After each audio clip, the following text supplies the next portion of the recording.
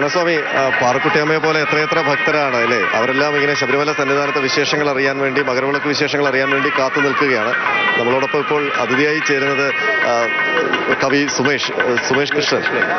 അപ്പോൾ എല്ലാ വർഷവും മകരവിളക്കിന് അദ്ദേഹത്തിന്റെ സാന്നിധ്യം ഒന്നുകിൽ കമന്റേറ്റർ ആയിട്ട്, അല്ലെങ്കിൽ ഒരു ദർശകനായിട്ട്, ദർശിക്കാൻ വരുന്ന ആളായിട്ട്, ഒരു സാമ്യമായിട്ടുമുണ്ട്. ഈ ശബരിമല സന്നിധാനം എന്ന് പറയുന്നത് പ്രകൃതിയും ആത്മീയതയും വേർതിരിച്ചു നിർത്താൻ പറ്റാത്തൊരു പാരമ്പര്യമാണ് നമുക്ക്. പ്രകൃതിയിൽ തന്നെയാണ് ഋഷീശ്വരന്മാരെല്ലാം ഈ പ്രകൃതിയോട് ഇണങ്ങിയാണ്, ഈ പ്രകൃതിയിൽ ലയിച്ചുകൊണ്ടാണ് അവർ മോക്ഷപ്രാപ്തി തേടിയത്. അതുപോലൊരു തപോധനന്റെ ഭൂമിയാണ് ഈ അയ്യപ്പസ്വാമിയുടെ ഈ ശബരിമല എന്ന് പറയുന്ന പുണ്യപൂങ്കാവനം. കവി എന്ന നിലയിൽ ഇവിടെ നിൽക്കുമ്പോൾ എന്ത് അനുഭൂതിയാണ് അങ്ങേക്ക് വരുന്നത്? സത്യത്തിൽ എനിക്കിവിടെ നിൽക്കുമ്പോൾ ഓർമ്മ വരുന്നത് കുഞ്ഞിരാമൻ നായർ എഴുതിയില്ലേ, ജടമുടി ചൂടിയ മലകൾ കാട്ടിൽ തപസ്സിരിക്കുന്നുണ്ട്. അങ്ങനെ ഒരു തപസ്സിന്റെ അന്തരീക്ഷമാണ് ഈ പ്രകൃതി മുഴുവനും. ഈ പ്രകൃതിയിലുള്ള ശാന്തത നോക്കൂ. ഇവിടെ എത്ര തരം ജീവജാലങ്ങളുണ്ട്. ആരും ഉപദ്രവിക്കാറില്ല, ഒന്നും ചെയ്യാറില്ല.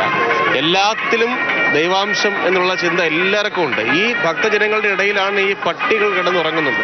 എന്തൊരു ശാന്തമായിട്ടെന്നറിയാമോ? അവരൊന്ന് കുരയ്ക്കുക പോലും ചെയ്യുന്നില്ല. അത് ആ പ്രകൃതിയുടെ ഒരു സാത്വികമായ ഭാവമാണ്. അയ്യപ്പൻ സത്യത്തിൽ ഒരു ജ്ഞാനത്തിൻ്റെയും സർഗാത്മകതയുടെയും ധ്യാനത്തിൻ്റെയും ഒക്കെ ഒരു മൂർത്തിയാണ്. ഇവിടെ വന്ന് പോകുമ്പോൾ നോക്കൂ, നമ്മുടെ എല്ലാവരുടെയും നെറ്റ് കിട്ടാത്ത അവസ്ഥയുണ്ട്. പക്ഷേ അയ്യപ്പൻ്റെ നെറ്റ്വർക്ക് കൃത്യമായി ഇവിടെ നടന്നുകൊണ്ടിരിക്കുക. ലക്ഷക്കണക്കിന് ആളുകൾ വരുമ്പോഴും അവരുടെ ഓരോരുത്തരുടെയും സങ്കടങ്ങൾ ഓരോന്നായി കേൾക്കാനുള്ള ഒരു മാനസിക സൗഭാഗ്യകമായ അവസ്ഥ ഇവിടെ ഉണ്ട്. ആ ഫലമില്ലെങ്കിൽ വീണ്ടും വീണ്ടും ആളുകൾ വരുമല്ലോ. ഈ തിരക്കിനിടയിൽ ഞാൻ പോകണമോ എന്ന് ചിന്തിക്കും. അത് എളുപ്പം വരാൻ പറ്റുന്ന ഒരു സ്ഥലമല്ലല്ലോ. ഒരുപാട് യാതനകൾ സഹിച്ചല്ലേ വരാൻ പറ്റും. സത്യത്തിൽ ആധ്യാത്മിക നിർവൃതിയുടെ ഒരു സൂചനയാണ് ഈ ക്ഷേത്രം. ക്ലേശങ്ങൾക്കൊടുവിലേ അത് നടക്കൂ. ഉപനിഷത്തിൽ പറയുന്നുണ്ട്, ഒരു മരത്തിലെ ഏറ്റവും മധുരമുള്ള പഴം ഏറ്റവും തുഞ്ചത്തായിരിക്കും നിൽക്കുന്നത്. അത് മനുഷ്യന് കിട്ടൂല. ആ പഴത്തിലിരുന്ന് അതിനെ ആഹരിക്കാൻ കഴിയുന്ന ചെറുകിളിക്കേ കിട്ടൂ.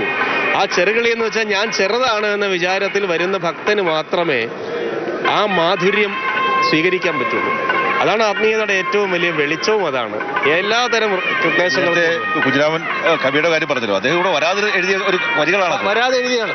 എന്നാൽ എൻ്റെ നാട്ടിലെ ഒരു MLA, കൈപ്പള്ളി കൃഷ്ണപിള്ള MLA ആയിരുന്ന കാലത്താണ് ഈ ശ്രീകോവിൽ നട തുറന്നു വന്ന പാട്ട് എഴുതുന്നത്. അത് കുഞ്ഞിരാമനാരുടെ അക്കൗണ്ടിലാണ് കിടക്കുന്നതെങ്കിലും അദ്ദേഹം എഴുതിയിട്ടുണ്ട്. അതിലൊരു ജനകോടികളുടെ യുഗസാധനയുടെ അനുപമ നിർവൃതി താരണിയുന്നു, അതിലൊരു പരാഗരേണുമായി അലിഞ്ഞു ചേരാൻ അതിമോഹം എന്നാണ്.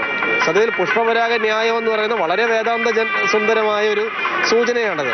ആ തരത്തിലാണ് അയ്യപ്പനെ കാണുന്നതാണല്ലോ. ലോകത്തിലെ പല ഭാഗത്തു നിന്നും. ഇന്നലെ ഞാൻ ഒരാളെ പരിചയപ്പെട്ടു, ദുബായിലാണ്. എല്ലാ വർഷവും ഇവിടെ തൊഴാൻ വരും മകരവിളക്കിന്.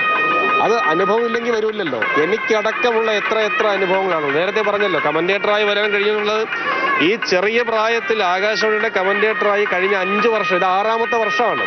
6 വർഷം വരാൻ കഴിയുന്നുള്ള സുഹൃതമാണ്. അത് ഭാഗ്യമൊന്നും പറഞ്ഞ് ഞാനതിനെ ചെറുതാക്കുന്നില്ല. അത് അയ്യപ്പനെ ഏൽപ്പിച്ച നിയോഗമാണ്.